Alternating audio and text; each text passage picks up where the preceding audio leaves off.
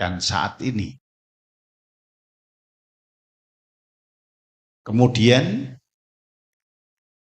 kita memiliki kekuatan dalam mempersiapkan diri kita atau mengkondisikan diri kita untuk tubuh ini bisa bertahan. Apa yang membuat bertahan dalam agama Buddha disebut adalah nutrisi atau makanan. Atau makanan yang membuat kita ini bisa hidup bertahan. Jadi karena masa lampau, kesadaran pikiran kita saat ini, dan makanan inilah yang membuat kita masih eksis sampai saat ini. Peristiwa Katina diajarkan Buddha dan terjadi upacara yang memang lengkap. Mengapa? Karena pada masa itu adalah ada Buddha sendiri yang juga memberikan kesempatan kepada umat. Awalnya Katina itu bukan kemudian Buddha memerintahkan kepada umat, tetapi berkat usulan dari umat untuk melaksanakan Katina. Awalnya Katina dilaksanakan ya secara sederhana. Mengapa?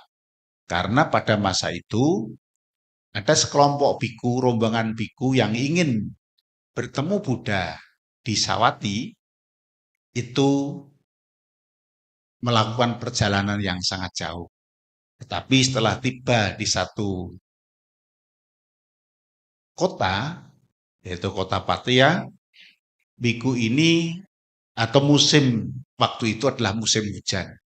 Sehingga mereka harus mengundurkan diri atau berhenti untuk tidak melanjutkan perjalanan.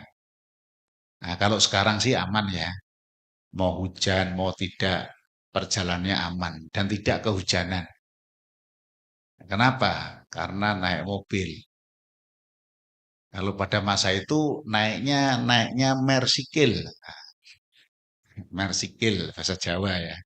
Naik kaki, jalan kaki sehingga berhenti selama kurang lebih 3 bulan. Setelah 3 bulan, ternyata hujan masih belum reda. Namun karena keinginan kelompok biku ini untuk bertemu Buddha, maka kemudian tetap melanjutkan perjalanan. Setelah tiba di Sawati, kondisi para biku, karena waktu itu juga mungkin belum ada payung ya. Jadi mungkin bawanya pun mungkin daun, apa, kalau perjalanan jauh ya lumayan.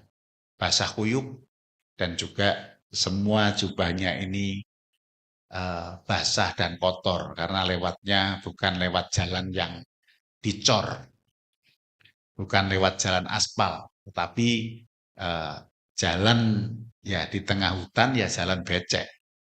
Sehingga melihat peristiwa inilah para umat mengajukan permohonan untuk melaksanakan dan memberikan jubah kepada para biku. Dan mulai saat itu pula Katina dilaksanakan. Walaupun di Indonesia itu tidak musim hujan, jadi bulan Asada itu walaupun tidak musim hujan, puasa atau pengunduran diri para biku itu tetap dipertahankan. Bukan mempertahankan tradisi, tetapi mempertahankan semangat spirit para biku untuk tetap melatih diri. Namun pada umumnya, walaupun masa wasa, para bante juga masih pergi ke tempat yang lain dan kembali lagi.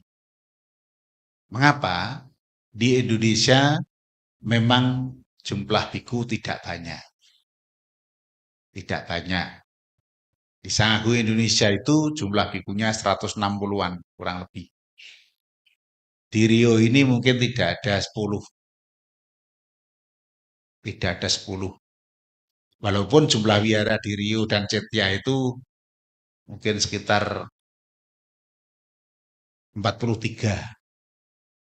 43 kalau jaraknya depan sana, sini ya lumayan. Karena jaraknya ada yang 7 jam, ada 8 jam. Belum lagi nanti naik angkatan darat, angkatan air, angkatan laut ya. Jadi pindah-pindah. Artinya apa? Memang kebutuhan akan kehadiran Biku Sangga itu dibutuhkan oleh umat.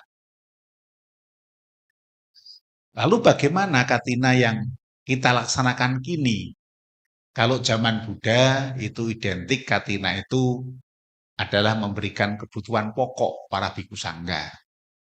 Kebutuhan pokok para Biku Sangga itu ya yang pertama ya untuk bertahan itu makanan. Makanan. Kemudian ada jubah, ada obat-obatan, ada tempat tinggal. Nggak mungkin setiap Katina bantinya dikasih tempat tinggal. Nanti kalau gitu satu Katina ini buat kuti belakang. Katina lagi buat kuti depan. Nanti lama-lama di sini banyak kuti, nggak ada yang ninggali. Kalau itu tempat tinggal. Nah, tentu ketika kita melihat konteksnya masa lalu, konteksnya masa Buddha, pada masa itu spontanitas kebutuhannya adalah makanan. Jadi umat memberikan makanan. Tapi kalau Katina hanya kita memberikan kebutuhan pokok itu Katina saja, nanti bantainya sebanyak 364 hari puasa. Nah, dapatnya makan kan Katina toh. Selain Katina tidak. Nah, pengertian-pengertian yang terbatas demikian itu mesti kita pahami lebih luas, lebih mendalam agar peristiwa Katina ini tidak saja hanya melihat kebutuhan pokok para biku saja, tapi justru melihat bagaimana agama Buddha itu bisa berkembang dan lestari secara berkelanjutan. Itu justru yang menjadi penting. Kalau masa lalu lebih konteksnya ke dalam kehidupan sehari-hari karena ada peristiwa di mana para biku melakukan perjalanan dan bajunya basah kuyup, perlu diganti. Kalau Bapak Ibu sih aman ya, basah satu, setengah lemari masih ada. Ibu-ibu lah ya, bapak mungkin ya seperempat lah. Kalau ibu-ibu setengah, bapak seperempat. Karena biasanya bapak itu bajunya lebih terbatas dibanding ibu-ibu. Apalagi yang suka model ya. Suka model itu artinya setiap bulan mesti punya model baru gitu loh. Punya model baru. Nah, ini yang menjadi penting Bapak Ibu sekalian. Sehingga kini kebutuhan perkembangan agama Buddha itu tidak hanya dilihat dari sisi kebutuhan para bante, tapi bagaimana kebutuhan untuk pembabaran dharma. Pembabaran dharma itu tidak hanya membutuhkan kebutuhan pokok. Kalau saat ini, misalnya hari ini itu dilaksanakan streaming, misalnya streaming, itu kebutuhannya tidak makanan loh. Tidak jubah, tidak tempat tinggal, tidak obat-obatan. Kebutuhannya apa biara? Kuota. Oh, kan jadi tambah kebutuhan. Kebutuhannya kuota, tidak lagi kebutuhannya. Artinya apa? Perubahan ini membuat kita juga berubah bagaimana melihat kebutuhan kekini akan perkembangan agama Buddha itu kayak apa. Itu. Kemudian kalau terkait dengan obat-obatan para biku, Bapak Ibu sekalian memberikan obat-obatan.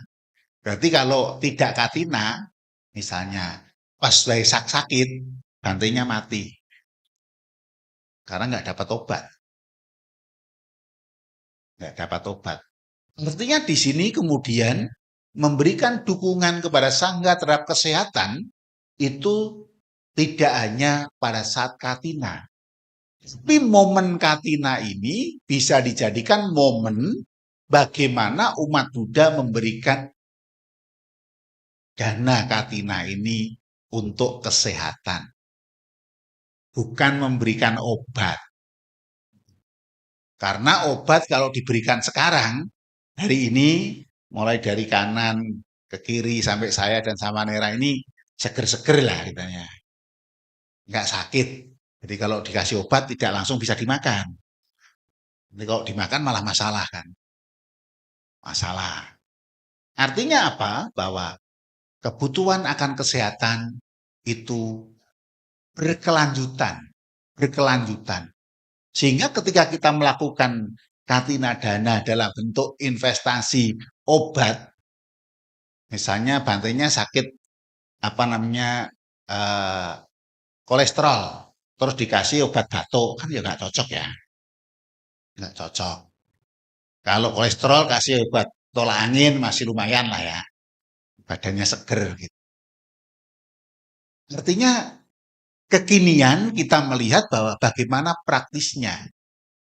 Jadi umat Buddha melaksanakan katina masa Buddha dan sekarang dan ke depan barangkali budaya-budaya yang tradisional pada masa Buddha yang kontekstualnya kurang sesuai dengan perkembangan dan peradaban ini perlu menyesuaikan, menyelaraskan dengan peradaban ini. Ya contoh tadi, Bante tidak langsung butuh obat, tapi butuh kesehatan. Artinya butuh perawatan kesehatan. Nah, ini tentu dipahami lebih mendalam. Sehingga umat Buddha tidak kemudian kalau saya mau memberikan katina dana nggak berupa obat tuh nggak mantep ya Bang. Di sini bukan persoalan mantep dan tidak mantep.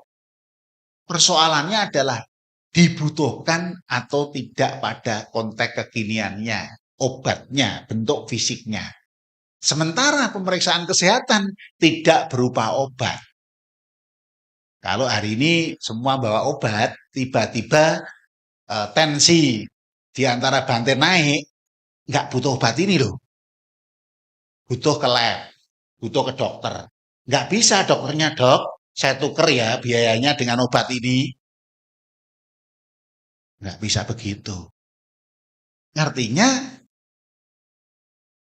kontekstualisasi kekinian dalam peradaban sekarang ini melihat kebutuhan pokok obat-obatan adalah identik dengan bagaimana mendukung kesehatan para Bante.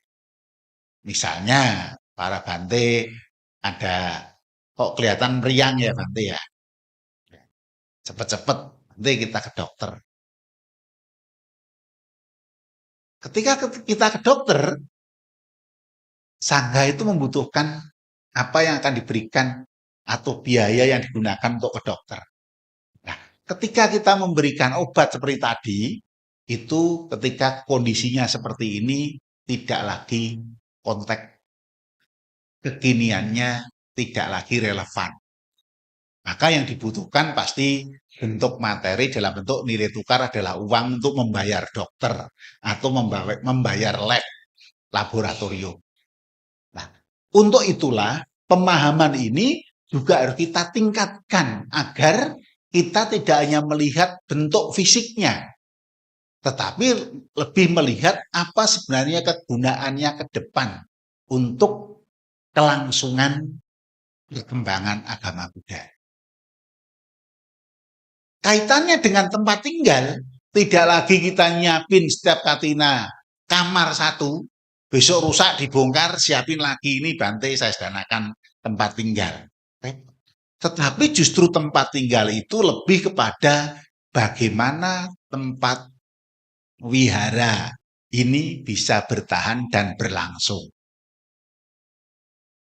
Ya kalau di sini aman ya, mau nyalakan lampu, nyalakan listrik, mau AC berapa saja, akhir bulan tagihannya aman. Untuk di sini tok loh ya, di sini saja. Di tempat wihara yang lain nggak begitu. Kalau tidak ada tagihan ya diam-diam lama-lama diputus. Nah kalau di sini ya ada tagihan, nggak ada tagihan, diem tetap nyala terus. Untuk khusus di wihara Dharma Santi Perawang ini, khusus ini loh ya. Jadi umat Buddha di sini karmanya baik.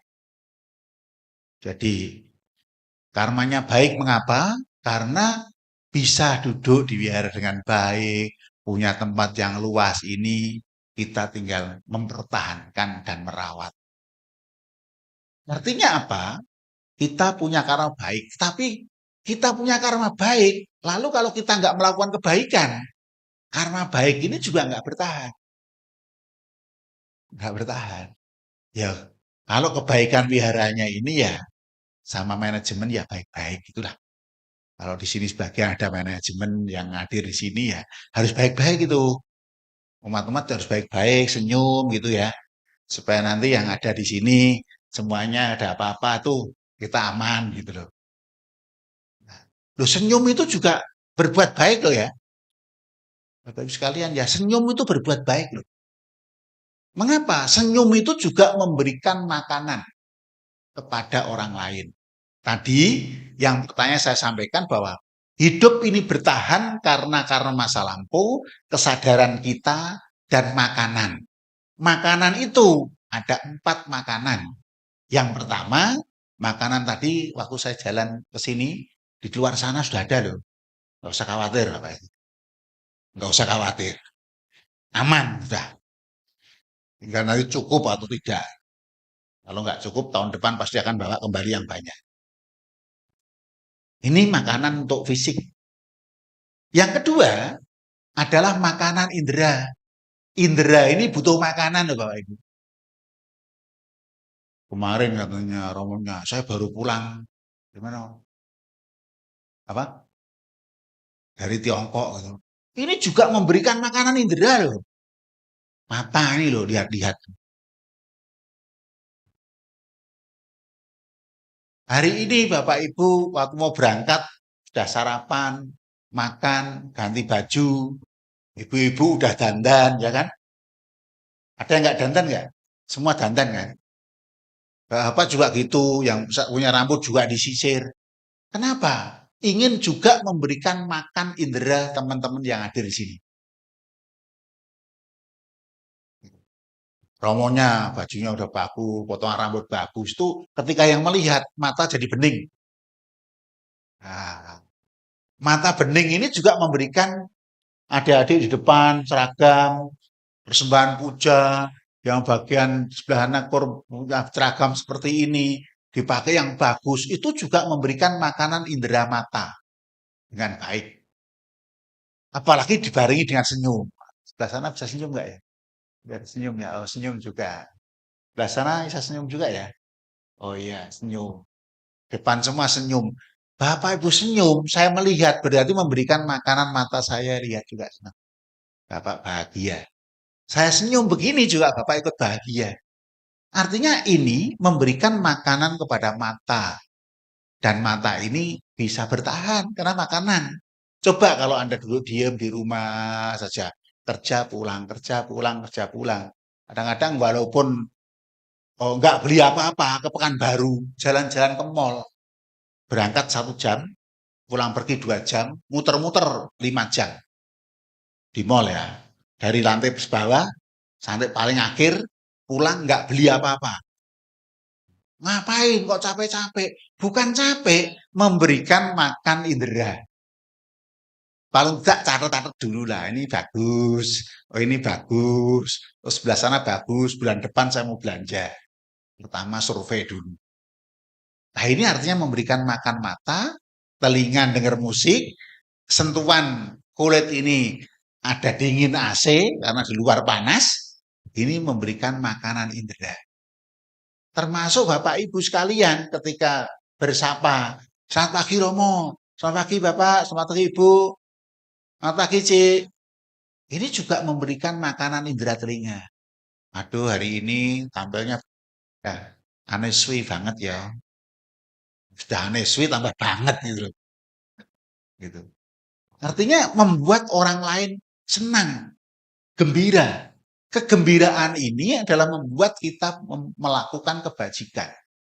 Jadi setiap momen dalam perjalanan hidup kita, itu tidak hanya saat katina saja kita itu melakukan kebajikan. Setiap langkah kehidupan kita mengucapkan kata-kata, tutur kata apa, ini juga memberikan suplemen kepada orang lain. Nah, yang selanjutnya yang ketiga yaitu makanan kesan-kesan yang baik. Coba tadi kalau pakaian baju baru gitu, aduh kesannya, bajunya baru ya. Besok saya mau beli model gitulah, bagus juga ya.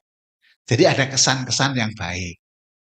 Oh, dia dandannya juga bagus. Saya mau coba lah besok pakai baju seperti itu. Kesan bagus. Ketika tadi perjalanan ke sini, mbak motor, mbak mobil, jalan kaki, dengan penuh kesadaran bahwa saya mau melakukan katina. Ini juga memberikan makanan kesadaran. Kita sadar hari ini mau melakukan katina dana. Ini juga kebajikan yang kita lakukan. Dan ini bentuk makanan. Nah, 4 makanan inilah yang membuat kita berkelanjutan. Sehingga hidup kita ini berjalan terus. Sehingga Bapak Ibu sekalian, melakukan kebajikan itu kita lakukan sudah sejak pagi. Bahkan sejak tadi malam kok. Saya sampai sini tadi malam itu jam berapa? 10 kalau nggak salah ya.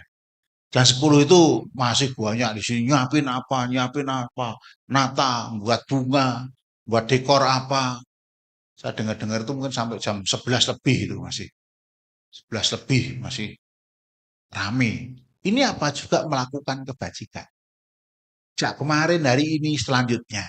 Nah untuk itulah, apa yang kita lakukan pada Katina Dana ini adalah bentuk ungkapan bagaimana hubungan antara Biku Sangga dengan umat Buddha itu terjadi harmoni untuk mendukung perkembangan agama Buddha.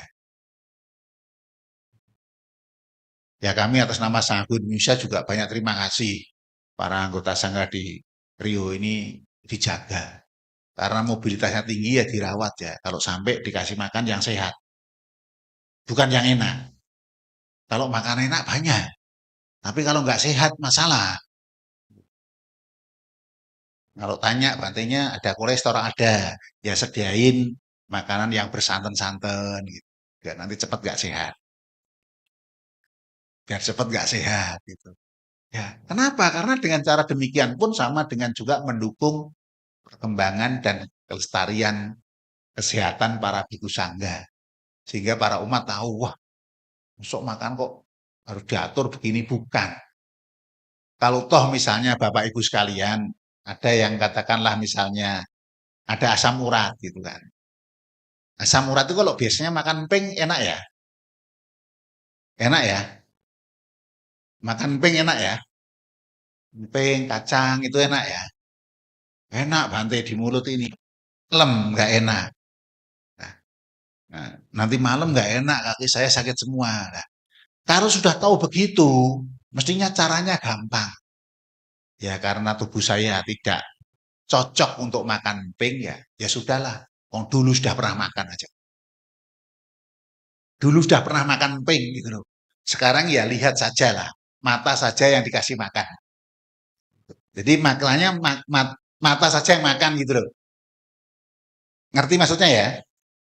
Jadi lihat, oh emping gitu. Dulu pernah makan, mata makan, tapi mulut tidak. Artinya apa? Kita bisa menahan diri untuk tidak mengkonsumsikan emping. Emang ada larangan batik? Sebenarnya makan apa saja boleh. Makan emping sebanyak-banyaknya boleh, nggak apa-apa. Yang penting tahan sakit gitu aja. Yang penting tahan sakit. Kalau masih tahan sakit, aman. Tapi kalau tidak tahan sakit, ya tadi yang makan hanya mata saja. Mulut tidak usah ikut makan. Artinya apa? Ini bentuk pengendalian. Bukan sok kita, wah anti makanan A, B, C. Tapi karena kondisi tubuh kita berbeda dengan pada masa-masa sebelumnya, kita tahu diri. Tahu diri. Ini yang penting. Karena menjadi umat Buddha itu yang diberikan ajaran oleh Buddha ini memberikan ajaran kepada kita itu dengan sangat mudah gitu loh. Beragama Buddha itu nggak susah gitu loh. Nanti saya mau beragama Buddha nanti kalau mati masuk surga. Gampang. Gampang. Mau masuk surga itu gampang. Sekarang ini kalau ada Bapak Ibu mau mati, terus mati saat ini pula, itu jamin surga Bapak Ibu sekalian. Kenapa jamin surga? Karena tadi dari mau datang sampai di sini mendengarkan dharma ini juga baik. Begitu meninggal pasti jamin surga. Maka kalau Bapak Ibu sakit apa, itu ingat Buddha, ingat ke wihara, ingat yang baik-baik. Kalau kaget terus berhenti napasnya, jamin surga. Ini paling gampang toh. Misalnya jalan-jalan, Bapak Ibu nggak melakukan, di jalan ada yang ngasih permen orang lain, Bapak Ibu sadu, dibatin saja, mati, jamin surga ini. Langsung surga. Hanya melihat orang lain memberikan permen, memberikan makanan, terus Bapak Ibu ikut sadu. Dia melakukan kebajikan, luar biasa. Mati Bapak Ibu sekalian, jamin surga. Jadi agama Buddha itu gampang untuk masuk surga, nggak perlu ditakut-takuti. Nggak perlu takut-takuti nanti kalau nggak ini, nggak masuk surga, enggak. Ingat yang baik. Ingat apa saja yang baik. Ingat anak. Kemudian saya besarkan, sekarang lulus. Bapak Ibu mati saat itu. Surga itu. Surga. Karena baik itu mempercepat kita untuk maju. Karena kita sekarang ini sudah di surga. Surga yang istimewa manusia itu. Bisa merasakan dua hal. Enak tidak enak, senang tidak senang. Kalau alam dewa, nggak ngerti nggak senang. Ngertinya senang terus. Di alam bawah kita, alam asura, alam yang lain, nggak ada senang, sedih terus. Lah kita ini istimewa. Karena istimewa inilah, kita jangan lupa terus melakukan dan memupuk kebajikan. Nah, saat-saat Katina ini adalah saat-saat di mana kita bisa melakukan kebajikan yang disampaikan oleh Buddha bahwa ini memberikan manfaat yang 16 kali kebajikan. Loh Bante, kok dikit kali toh? 16 itu kan. Lah kalau kebajikan di dunia ini begitu banyaknya, dapat 16, kan sudah tidak terukur itu.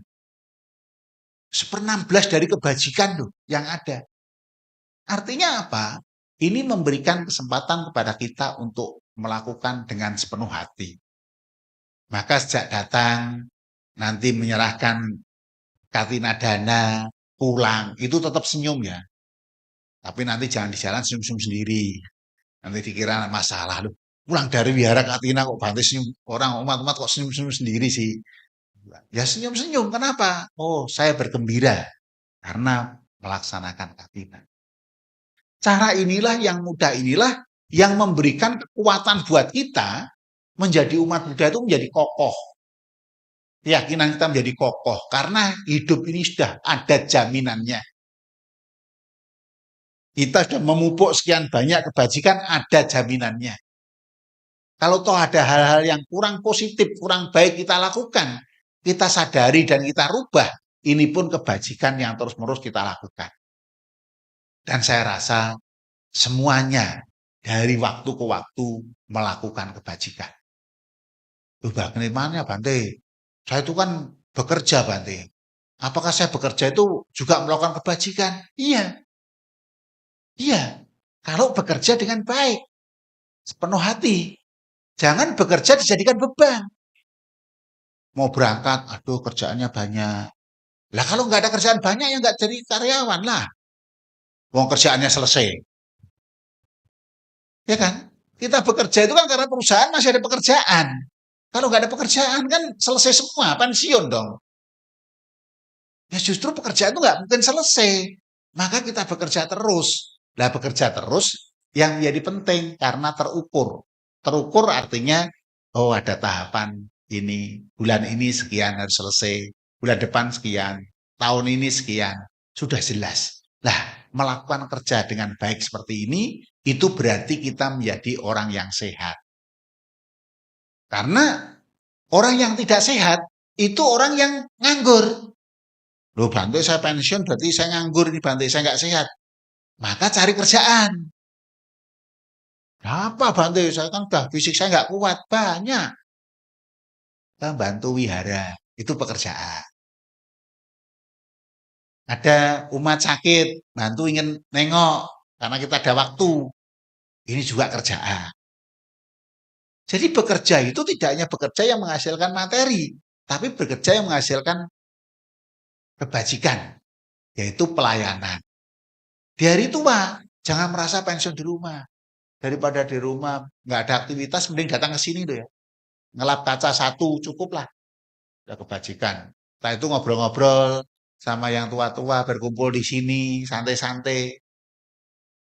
Buat jalan-jalan pagi, biar kita sehat. Karena fisik ini butuh dilatih supaya sehat. Nah untuk itulah penting kiranya bahwa beraktivitas itu membuat kita sehat. Jangan pernah duduk diam. Hanya kalau sudah ya umurnya cukup, ya jaga diri. Artinya kalau umurnya udah lansia, udah wulan bahagia ya, boleh beraktivitas sebanyak-banyaknya, tapi jangan angkat-angkat. Wah di sini mau Katina, saya nyiapin meja-meja angkat-angkat, nanti pulang-pulang masalah. Yang angkat-angkat yang muda-muda, yang tua ya bantu apa yang bisa. Artinya fisik ini berbeda. Pikiran harus bekerja terus. Daripada pikiran beku, siapkan tasbih satu. Daripada mikir anak saya kok nggak nengok saya, cucu kok nggak nengok aku, apa-apa. Setiap hari begitu, terus malah stres. Daripada mikir seperti itu, wong cucunya baru sekolah, anaknya baru kerja. Ya mending muter tasbih itu loh. Buddha, Buddha, Buddha, Omitovo, Omitovo, Omitovo. Itu lebih sehat daripada mikir tadi yang nggak sehat dan membuat jengkel. Omitovo, Omitovo senyum terus gitu loh. Maka kalau Bapak Ibu mungkin baru nggak enak perasaannya bahwa baper dari kerja apa, datang ke sini. Kalau baru marah datang ke sini.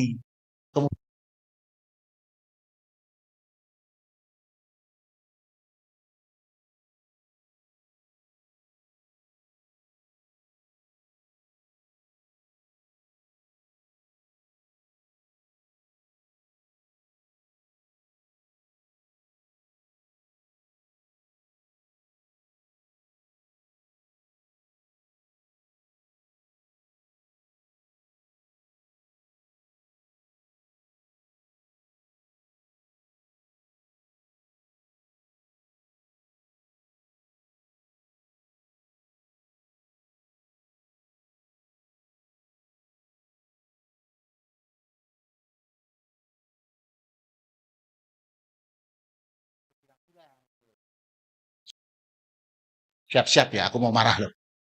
Bilang-bilang, dia nanti punya apa namanya kuda-kuda yang mau dimarahi. Artinya ketika bilang berarti yang mau dimarahi sudah tahu. Oh ini baru ada sesuatu. Sehingga toh tidak akan baper bawa perasaan.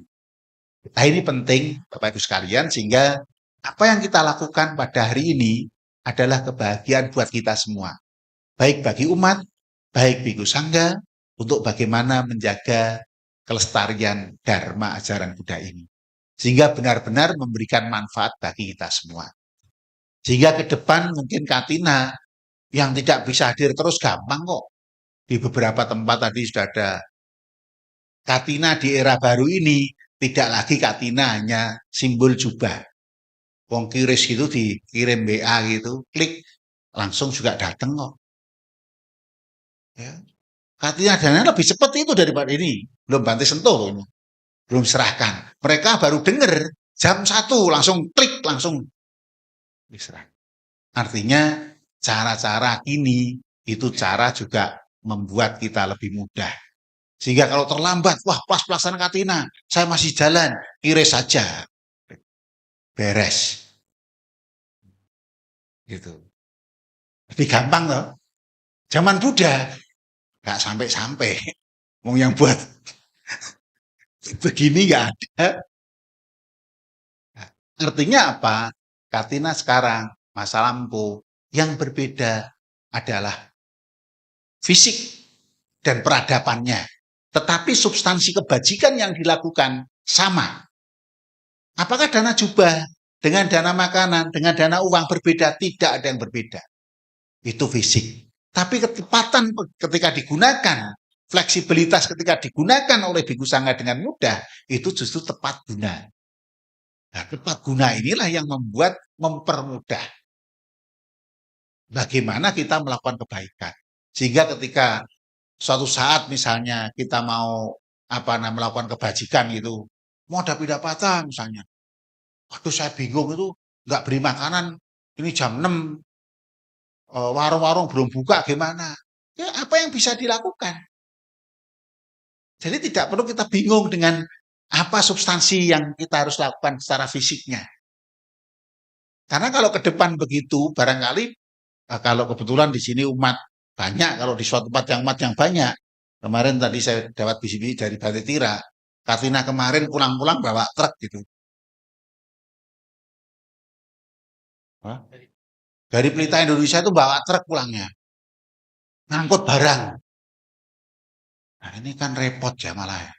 Jadi maksudnya mau berbuat baik pada Bante lah, Bantenya repot bawanya. Harus bawa truk, nanti putihnya segitu, terus ada satu truk itu taruh di mana. Nah, kalau di Perawang sini aman lah ya. Luas tempatnya gini gitu. Nah kalau tempatnya yang terbatas kan jadi repot gitu. Nah itu kalau tidak dimakan, sekali makan satu truk, bantunya jadi truk nanti. Nah ini pun menjadi dilematis. Orang melihat secara fisik, tetapi kita melihat secara substansial. Tidak hanya dilihat bentuk fisiknya, tapi substansi kebutuhan mendasar yang bisa untuk keberlangsungan perkembangan agama Buddha, termasuk perkembangan Dharma. Sehingga benar-benar agama Buddha bisa maju. Nah, agama Buddha bisa maju, itu tidak hanya dengan fisik. Ini dengan perkembangan-perkembangan digitalisasi, perkembangan artificial intelligence, perkembangan data yang sangat besar, metadata. Umat Buddha mau belajar Dharma, nggak perlu ketemu Bante. Ketemu Bante ini mau senang ketemu, udah senyum, ngomong gitu tok. Nek dengerin Dharma, mungkin sedikit lah ya. Ini aja Bante jangan lama-lama atau ceramahnya. Nanti saya udah pegel loh ini. Ya memang kalau nggak bisa duduk begini lama-lama ya pegel. Nah untuk itulah belajar Dharma bisa dilakukan dengan banyak cara. Hanya di HP ini mau cari apa saja ada. Nggak usah pusing. Misalnya tiba-tiba ada yang mau dilantik ketua WBI. Aduh saya bingung nanti gimana saya beri sambutan. Tanya di sini, tolong dong buatin sambutan WBI, acara pelantikan, dibuatin sambutannya kok. Kenapa harus bilang? Saya nggak bisa ceramah, Bante. Saya itu mau ngomong apa? Tanya aja, tolong dong buatin naskah ceramah 10 menit. Pesan-pesan ringkas terkait dengan apa? Sudah tinggal dibaca, oh bagus, sampaikan. Kalau buka kitab suci, di sini mau cari kitab suci juga nggak ada. Malah bingung. Nah untuk itulah belajar Dharma saat ini akan sangat mudah. Dan tidak perlu baca naskah yang susah-susah. Dicarikan dengan cara yang simpel, bahasa yang mudah dipahami. Dibanding baca kitab suci, tek-tek yang ada, yang ditulis pada masa lalu dan sampai sekarang. Untuk itu, tetap semangat kita umat Buddha di Perawang ini. Walaupun Bante yang ada ke sini jarang-jarang, ya itu. Bante itu mungkin melebihi selebritis ya. Karena hari ini di sini, besok di mana, apa di mana. Nah, tinggal hanya doakan saja para bantenya itu bisa jaga kesehatan. Karena kalau sakit sudah nggak bisa jalan kemana-mana. Nah untuk itulah pada momen yang sangat baik ini, kami sampaikan apresiasi dan penghargaan setinggi-tingginya kepada seluruh umat, seluruh pengurus, baik dari majelis, badan otonom yang memberikan dukungan kepada Sangga dan juga memberikan dukungan kepada wihara ini. Tentu semoga kebajikan yang kita lakukan pada kesempatan yang baik ini membawa berkah bagi kita semua, membawa berkah bagi keluarga, membawa berkah bagi perusahaan yang memberikan sarana prasarana tempat ini, sehingga perusahaan ini berjalan terus-menerus, sehingga sarana ini dapat terawat dengan baik. Di samping itu juga memberikan kekuatan bagi bangsa dan negara kita. Semoga kita yang hidup di Indonesia ini bebas dari persoalan-persoalan yang kini terjadi. Dan juga kita limpahkan pada mendiang sanak keluarga yang telah meninggal. Semoga semua makhluk berbahagia. Sadi Sata Bawantu Sugitata. Sadu, sadu. Namo Sang Hyang Adi Budaya. Namo Buddhaya.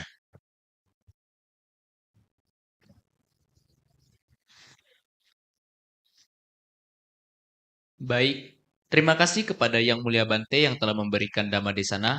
Semoga Dhamma Desana yang telah diberikan dapat memberikan manfaat dalam kehidupan kita. Sadu, sadu, sadu.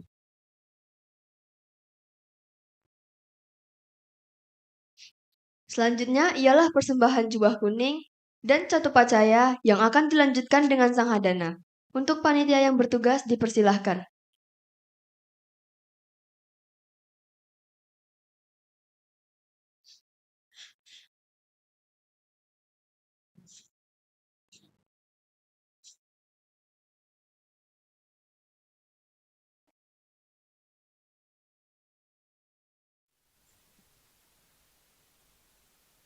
Persembahan jubah kuning.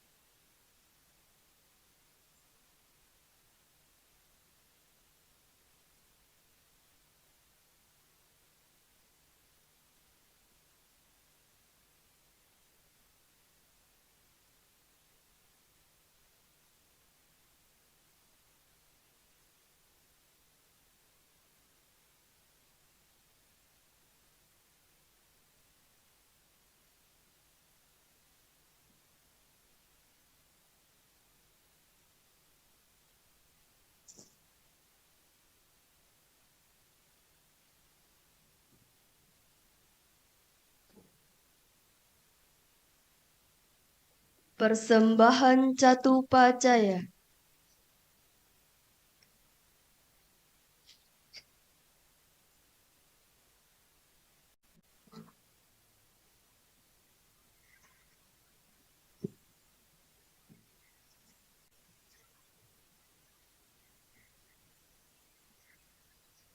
Sembah sujud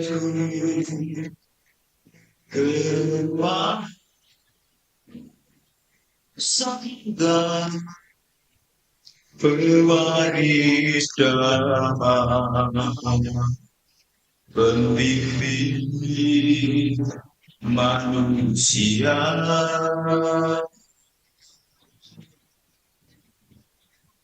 Ku panjatkan doa untukmu Sangga, semoga selalu bahagia sejahtera. Persembahkan satu pancaya ini